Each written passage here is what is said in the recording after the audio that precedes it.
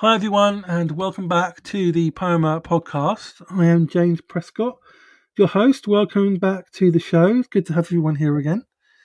And I have a new guest with me today. And I've been excited about doing this episode for a few weeks.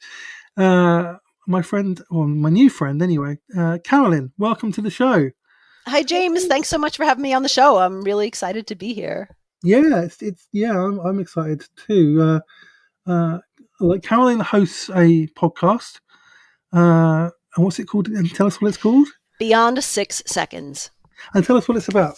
Sure. So it is it's a platform or a podcast where I interview other neurodivergent people, and I'm autistic myself, late diagnosed, and I really just ask them about their own personal stories, like what it was like for them growing up, what their experience of their own neurodivergence has been like, how it intersects with other parts of their identity, other passion projects they're interested in or working on, whether it's work related or school or advocacy, really a whole variety of things, because I really wanted to hear directly from people who are neurodivergent instead of just from professors and experts and family members and things like that. So I just love hearing people's stories and how varied they are. There is something about hearing stories, isn't there? Yeah. Especially when you're all neurodivergent as well. I'm neurodivergent, as listeners will know. Yeah, and I've shared stories of neurodivergent people on this show, and I agree. It's always so good to hear other people's stories, especially when you realise that you probably have more in common with their stories than you realise, and that maybe you're not alone in some of your own experiences, right? Mm-hmm. Absolutely. Yeah. And, everyone's experience, we have a lot of things in common, and then other people have different types of experiences. And I'm always interested in learning that, because I think, especially if you're like me and you spend a lot of time online, it's easy to get in a bubble and kind of think, follow those memes that are like, if you're autistic, you do this or you do that. And it's like, well, there's always a caveat. Like, not everybody is quite like that, but we have things generally in common that we go with. But it's good to hear the whole broad view of what people's experiences are like. Absolutely. So tell us a bit. Let's just go back to your story to start with. Like, what was your kind of journey into discovering that you were neurodivergent and getting a diagnosis, and how that impacted your life? Yeah, so it was all related to the podcast, and I started this podcast back in 2018. Actually, in January 2018. So recently, just passed the anniversary of it once again. And it wasn't focused on neurodivergence at that time. I really just wanted to try a new creative venture. Previous to that, I had been a singer. I was in some singing groups, and then through a variety of logistical changes and work changes, I wasn't able to participate in that regularly anymore. So I thought I needed a new creative project. So I started this podcast and figured I'd try that out. And I just started interviewing people in my network, like friends, other people I knew from social media, just to hear their stories and give them time to talk about the things that they really cared about and were excited about. And that's where the name Beyond 6 Seconds comes from, is that as I was talking to people before the podcast, I was so interested to hear the types of projects that they were doing that they weren't necessarily talking about. So I wanted to give them time to actually, not have to condense everything down into a little soundbite or like a perfect marketing language about things. So like just have time to talk about like, what you're doing and be real about it. Like, because, talk about not just the successes, but what was really challenging about it. Or I even talked to people who, were still in the middle of figuring out their projects and their goals and things like that, because I wanted to be real about it. So that took off pretty quickly. And, in 2018, there weren't quite as many podcasts as there are these days. And as I'm sure you know, as a podcast host, once you start releasing a podcast, a lot of people will want to be on your show. So I started surprisingly getting a lot of guest requests. And so that was cool. So I never had a problem finding new people to interview. And I talked to people from, all different types of work, like entrepreneurs and volunteers and, people with passion projects and hobbies. And so I did that for a while. And then as I was doing that, I wound up just I find a lot of my guests on social media too, where they reach out to me from there. And I wound up somehow on like the disability advocate side of, I don't know, it was Instagram or the different social media platforms where I Hmm. connected with people there. And I've had a few people on the show to talk about their experience as, with their disabilities and what they, what it was like growing up and what type of work or activities they do these days and their thoughts on that. And then through that, I wound up on like autistic Instagram, like the autistic advocate side of social media. And honestly, I grew up in the 1980s and 1990s, so a lot of my views of autism were from like those decades ago, and those weren't. They're pretty outdated and not necessarily very positive at all. So, and it was not really something that I thought about. I didn't think I knew any autistic people in my day to day life. Surprisingly, after you get late diagnosed, you kind of find out that you have a lot of autistic friends and acquaintances. It's Yep, funny how that works. absolutely. Yeah, that sounds familiar. Yeah. Yeah. So then I did interview one guest who was incredible at sharing his story of realizing later in life that he was autistic and the type of advocacy that he was doing. I just found him like incredibly relatable and like just really gelled with him. And then I started meeting virtually and interviewing other autistic people and reading more about what the autistic experience was really like. Because that's the thing is anything you hear about autism and probably other types of neurodivergence or even disability, things like that, is always from the outside. So autism is always described as a series of like behaviors because you're being observed. So it's like, oh, this Mm, person behaves like this or they do this. But now I get to hear what the inner experience is really like what your thought processes are and what it feels like sensory wise, or like mm, the whole like social dynamic, but from like the first person side of it. And I'm like, oh God, this is like so like familiar and relatable, but still took a while. I had to do a lot more reading. I read some resources on autism in women and how that tends to present. I mean, there's not like autism for men and autism for women. It's the same thing, but because of different like, gender roles and other influences of society, sometimes it's expressed or feels differently or just looks different. So I started reading about that. I'm like, okay, this is very much like how I was as a child. And yeah, because that's the other thing. You kind of look back on your history and it has to be present pretty early in your life. So then I just was curious. I'm like, I think I might be autistic, but I wanted to be sure and see if I could get really find out officially. So fortunately, I was able to find resources in my area to be able to do that. And it was about, it was the couple of years ago now that I wound up getting diagnosed. And it's interesting. Since then, it's really helpful to have that knowledge. I wouldn't say that my life changed dramatically, except that my podcast changed because that's when I decided to refocus it on neurodivergence and just hearing more of those stories, not just about autism, but about other types of neurodivergence. Just because I was just curious about the experience, and it was so helpful for me. And yeah, I'm still processing what it means for me, even all these years later.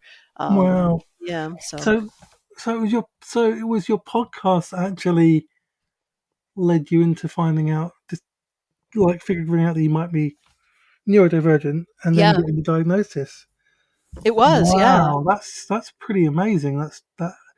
Because normally it's like you get the diagnosis and then you start a podcast about, right? right. Like so, but it's the other way around. That's pretty Yeah. amazing. Yeah, it kind of expanded my range of people that I interacted with. And of course it was during the pandemic that a lot of this was going on. But then I started my podcast pre-pandemic, so I'm also a little bit different because a lot of people discovered it during COVID because, your routine in your life just changed so dramatically. So for a lot of people it Mm, led them to question some things about themselves. But for me, it wasn't, I mean, it was a little bit related to that, but it was more about the conversations and what I was learning about autism for me.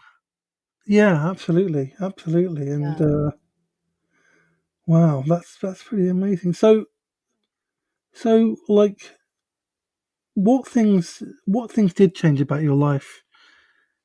From getting that diagnosis, and also changing your relationship with yourself, because obviously when you realize you're neurodivergent, it opens up things about you that maybe you didn't understand, and maybe you get a bit. And for me anyway, it helped me understand myself better. Yeah, it did, and again, it's still something that I'm processing and dealing with in terms of how I reconcile it within myself. But one is I was more aware of my own sensory needs. So, you know, this is the most like, I guess, superficial or easiest thing to explain is that I felt it was more acceptable to use things like, like fidget objects or things because it wasn't really something that I thought of using or really thought was not even that it wasn't acceptable. It just wasn't really something that I really thought about trying for myself. So I wound up, trying to find some things that I liked using, and I found that it was helpful to just sort of like release, to continue to stim and release some tension and stress that I had sort of day to day. So things like that I never really thought about that I learned from the Mm. autistic community and such. And yeah, so I guess the first part was really sensory. And then the second part was just trying to be a little bit more like, so like self-forgiving or a little bit easier on myself for some of the struggles that I had, like socially and things like that. Cause I think a lot of the time when you don't really, when you're a little different, or maybe you socialize differently, or you get a lot of, feedback that things are, that you're not quite like everybody else. Sometimes you just sort of like internalize it and blame yourself and say like, well, yeah, Mm. I mean, I guess I can't do that, or I'm just not good at this or whatever. But the understanding that you're autistic means like, well, maybe I just do it in a different way.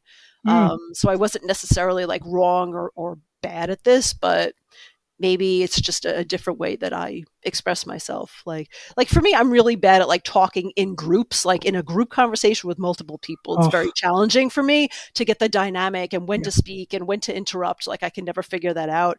So when I Mm. started my podcast, and I don't really talk, so when I'm out, I don't really talk a lot because I'm usually in a group of people. But with the podcast, I'm like, well, I'm now doing one-on-one conversations. So surprisingly, that was like much easier. So I was like, okay, I have to like do all this prep for them, which I do. I do a lot of preparation. A lot of podcasters kind of wing it, and I really admire people who can do that, because I'm like a preparation person. Otherwise I just have no idea like how to structure the conversation. But I think a lot of people appreciate that, and Mm. it's just a different way to do it. And so those are some of the things, is a little bit more self-acceptance and sort of trying new things I've Yeah, I never think doing that's before. yeah, and I understand all of that. Yeah. You were saying, I mean, I've been podcasting for nearly, well, it'll be 10 years this year. Hmm. This podcast has been going so, and this podcast has definitely evolved from when I started it, and I didn't know I was autistic when I started it either. Actually, Yeah. Oh wow. it started out as a kind of more faith based podcast, but it's evolved into something more than that now, and it's. But I am yeah, so I understand that completely, and that sensory thing as well. That's a thing. That was a thing for me because the fidget toys and stuff. Hmm. Because I never had those, and then like Yeah. once I figured out I was autistic, it was like, oh yeah, maybe I should just have some of those, and it's okay, and I can just fiddle around with them and stuff, and that's good. And like I actually found that they were really useful. Yeah. So yeah, absolutely, the whole kind of sensory thing that was something new actually when I really embraced being neurodivergent that changed for me because I hadn't done that before.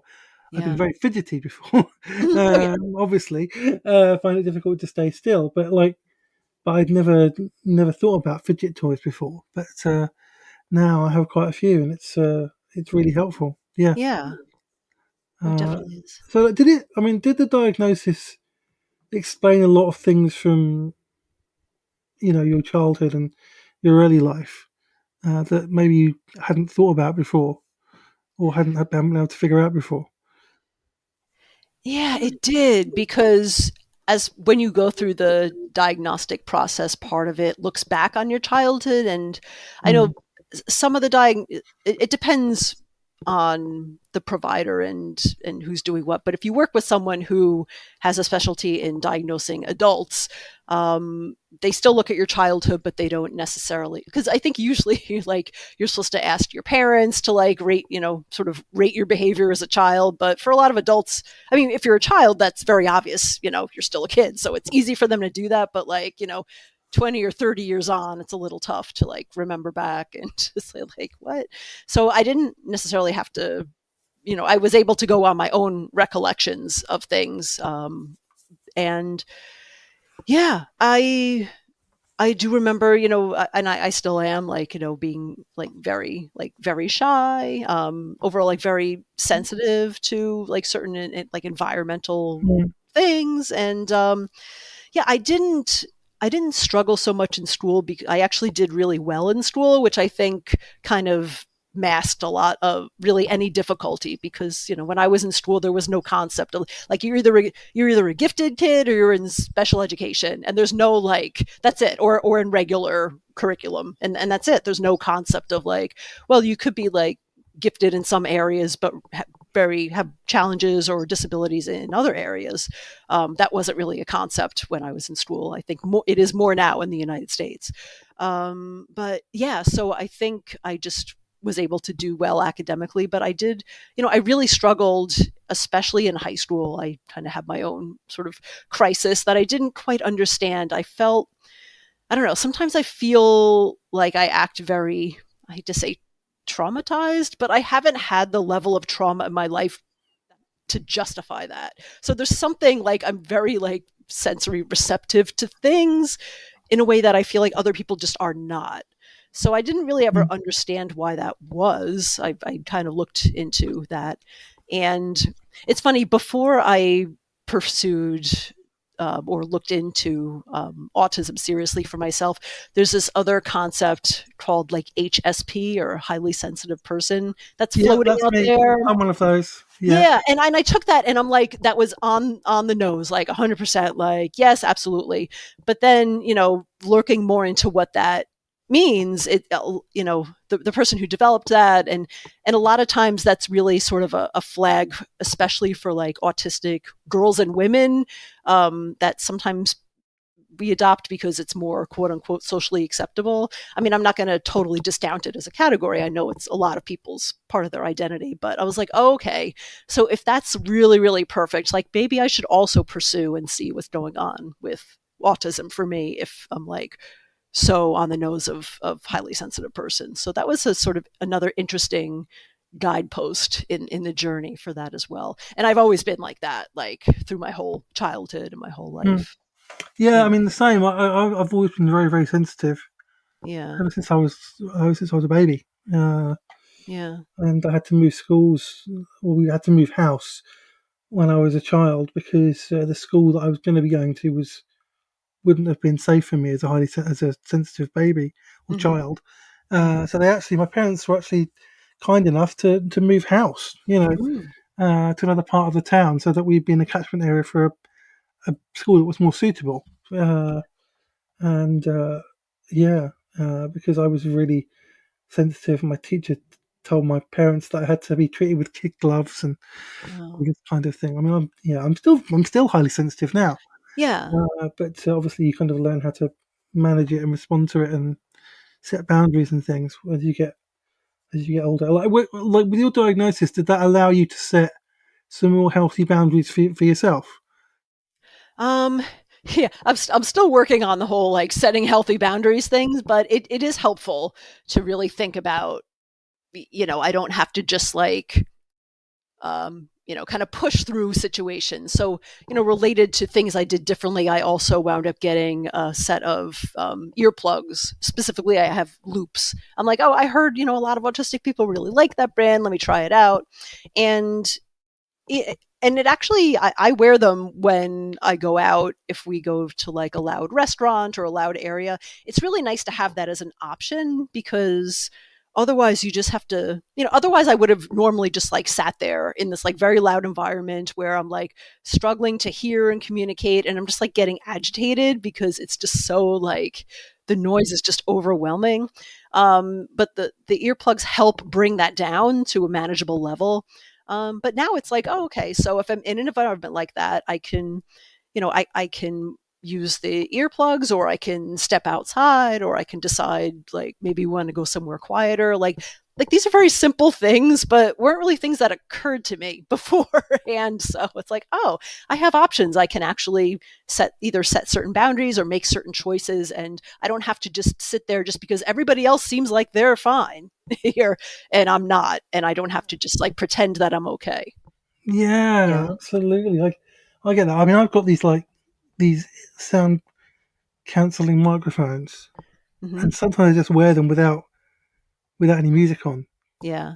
just to quiet things down and stop the extra stimuli. Like I even because I'm quite sensitive to light, so I actually prefer when it's lower lighting than when it's big lighting. And so sometimes I've even like worn my sunglasses inside to make it look a bit darker, Yeah. so I don't have to be too sensitive to the light. Like I know that sounds really strange, but it does help. Like and everyone's different. Obviously, everyone's sensitive to different things. Like Hmm.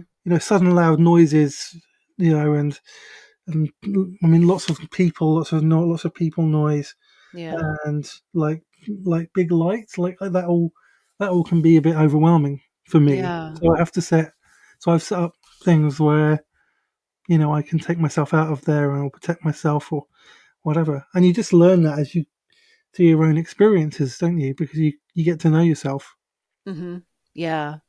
And yeah, it's interesting because another thing I discovered, I don't know, it's directly related to autism, but that, you know, I also have a very, like, my nervous system is very prone to, like, you know, I'm going to say if I'm in like a medical situation, like if I have to like get blood drawn or something like that, I faint, like I get very faint, like immediately. And I always felt bad that like I couldn't sort of control that because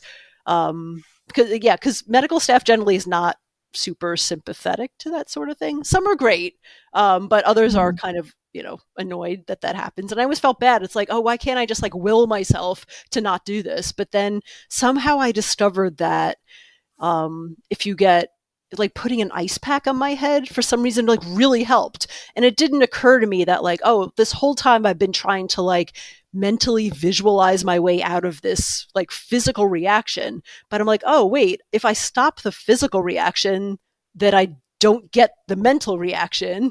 I have to go in the other direction. So for some reason, the ice pack, it lets me focus on it. It cools, it just changes my physical reaction and it makes it a lot easier for things like that. And that's something, not that I've had to get like tons of blood draws, but it happens, throughout your life. And it was always like Mm.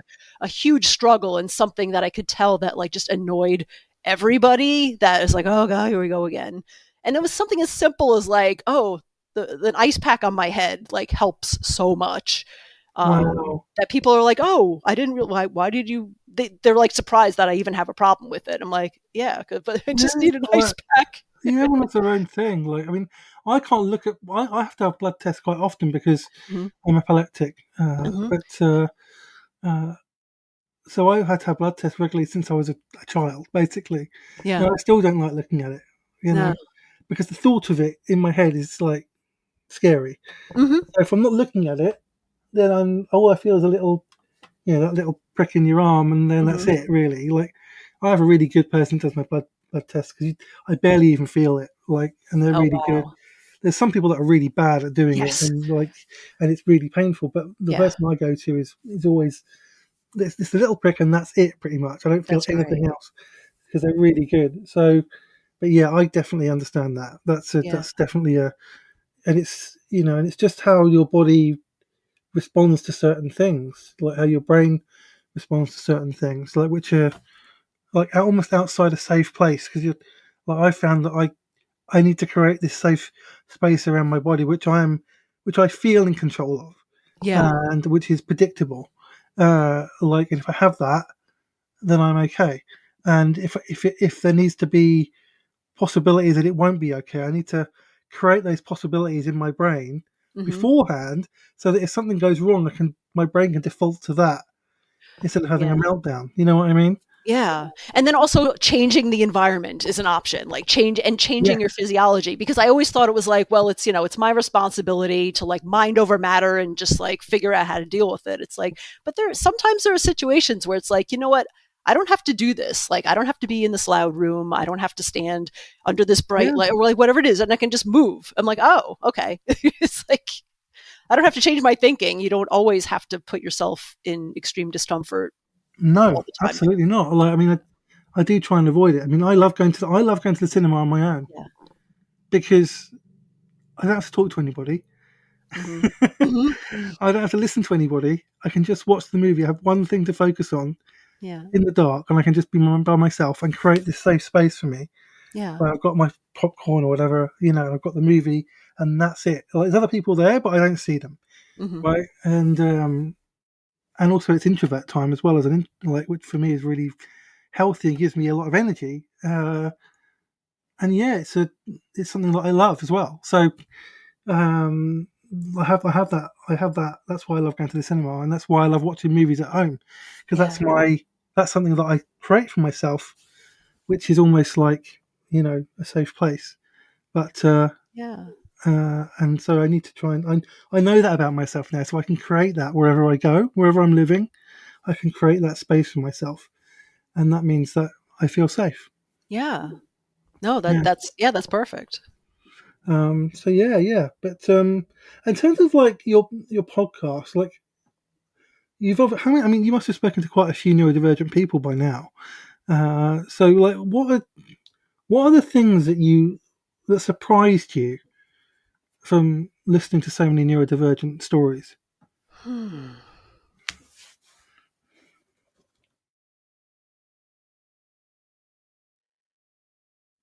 Yeah, I'm trying to think. Surprising. I think one is that I think for me it was a real learning experience. Like, one of the most, I guess, surprising things for me is that as I was, trying to get a large representative population of people on the show to talk about their experiences, I wound up reaching out to a couple of people who are non-speaking autistic people.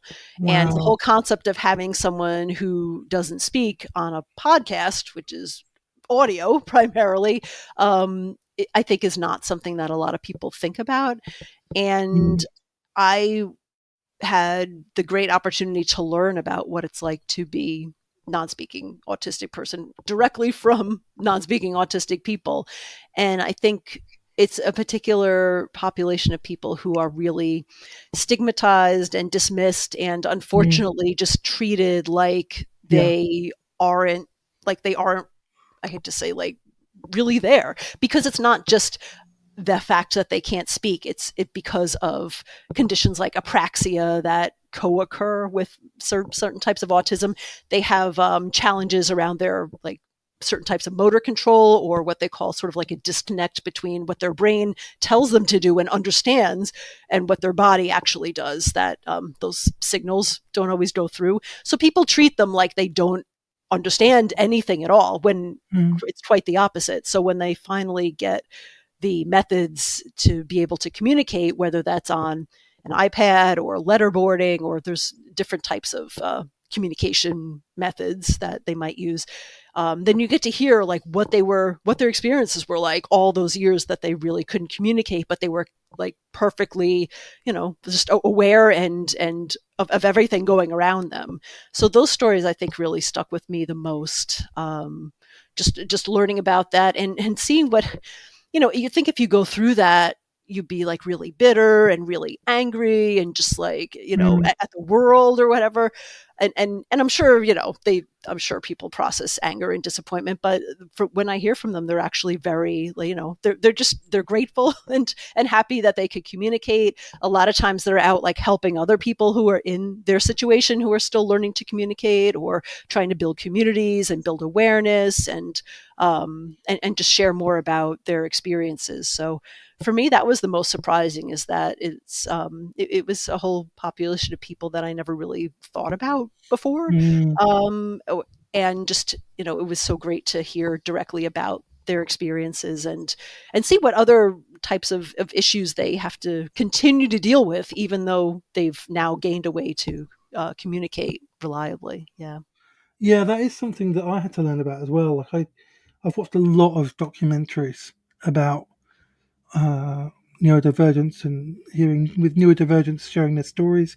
There's a Mhm. lot of TV over here that does that, which is really good. And so that was something that that was new to me and I had to learn about as well. So yeah, I completely agree with you on that, and that's a part of the autistic community that needs to be like acknowledged and listened to a lot, Yeah. because they're just as much part of that of the autistic community as anyone else. So it's really important that their stories are heard because they need support and they need to know that they matter and that they belong and that they're loved and accepted as they are, and Yeah.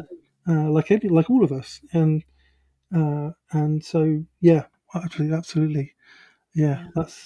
that must have been an incredible experience actually to have a podcast interview with someone who's non-verbal and hear that story. Yeah, I mean, hear that story, but yeah, Yeah.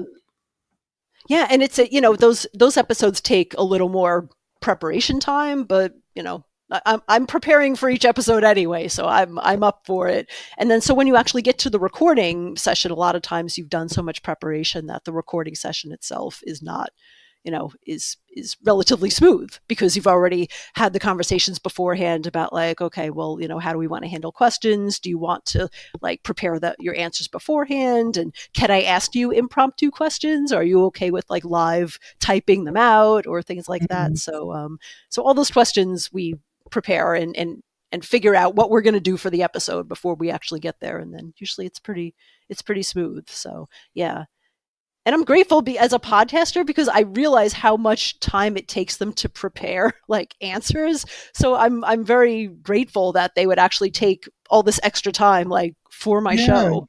So that makes me happy that's too that they wonderful. value that. Yeah. That's Yeah. wonderful. And have you, in hearing all these stories, has that helped you as well in your own autistic journey? Um Yeah, I think when, as you were saying earlier, when you talk to people and you realize that you have things in common, I think that's really powerful. And just, I don't know, being aware of how autism is viewed, like, in, in a way, I'm in a very privileged position because, as someone who, I made it through most of my life without realizing I was autistic. So I, was able to, kind of build a pretty decent life. And I have things, mostly my needs are pretty well met over here. And I don't face a lot of overt bias. Like people don't, you know, pe- people don't know I'm autistic unless I tell them. So there's, I guess, that in some strange ways could be a privilege. You can kind of master your way through that if you need to. And I'm aware that there are a lot of people who don't face that. So I think it also helps me understand the social dynamics of, well, autism isn't really just one thing or one Mm. presentation. It really just depends on all the other parts of you as a person. Um, so that's been quite an education for me as well. Yeah, I'm glad it's been helpful Yeah. because we all need to know that we're not alone, don't we? We need to know that there's other people out there who facing similar challenges, even if they're not identical. Uh, Yeah. so I know that it's definitely helped me because when there's nothing worse than feeling that you're the only person that's going through this and that Hmm. that you're completely alone, and actually most of the time you're not. There's other people going through similar things, even if they're not exactly the same. And just to know that is a reassurance in itself because it means there's probably support out there for you, and that and also like having healthy community and friends and family and people who care about you and who are safe people uh, Yeah. is really important as well. And I have that, and I'm All right. That's very great. lucky and fortunate in that. And yeah, so what's the okay? So what is the biggest lesson that you've learned from listening to all these neurodivergent stories? Mm.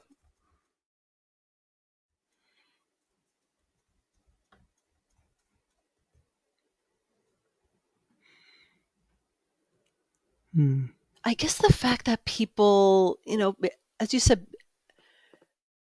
there's sometimes there's a narrative out there that like labels, quote unquote labels, are bad, and that, if you, why are people trying to label or, be part, like call themselves neurodivergent, because that's not a medical term. That really is a social term to kind of, distinguish yourself and part of community, and sort of generally experience that's separate from the medical establishment, because it's trying to sort of like depathologize conditions like ADHD and autism and other types of learning disabilities and types like that.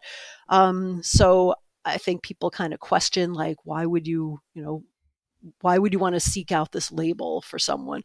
But at the same time, everyone I talk to, when they, because some people grew up and didn't know they were autistic, ADHD, et cetera, and then found out later and quote unquote got the label through a diagnosis or self-realization. And, other people were diagnosed very early, and sometimes their families didn't tell them until later in their life, or until they were quote unquote, either they felt they were ready to hear the information, or sometimes the families didn't know what to tell them, and then it just sort of like came out when it had to, and that wasn't always like the greatest way to tell someone.